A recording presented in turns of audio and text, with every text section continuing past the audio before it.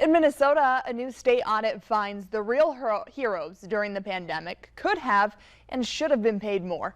As Jonah Kaplan reports, the fallout is likely to become a campaign issue ahead of the next election. The money was earmarked just for them. $500 million for the countless Minnesotans who worked on the front lines of the COVID-19 pandemic. Roughly 1.2 million people applied, about 1 million of them approved. The payout, nearly $500 per hero. According to this new report, though, a big chunk of those beneficiaries may have been ineligible. We were stunned, honestly, when we were doing this work. Legislative Auditor Judy Randall led the team that reviewed the program. Randall said auditors could not confirm the eligibility of up to 40% of those who got a payout.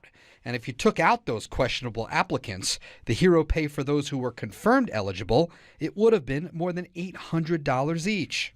There were some checks against state systems, for unemployment insurance requirements and for adjusted gross income, which the Department of Revenue had. But for some of these other things, it was the honor system, right? Yes, I worked 120 hours in person. Yes, when I worked 120 hours in person, I was within close proximity to other people.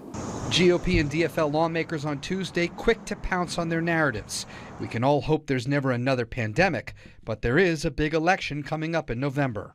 If we take the majority in the House or the Senate, it's going to be cleanup on aisle 9 for the next 4 years. We put this program in place to provide resources for those workers that were on the front line, that put their lives on the lines for all Minnesotans, and we did exactly that. In St. Paul, Jonah Kaplan, WCCO News.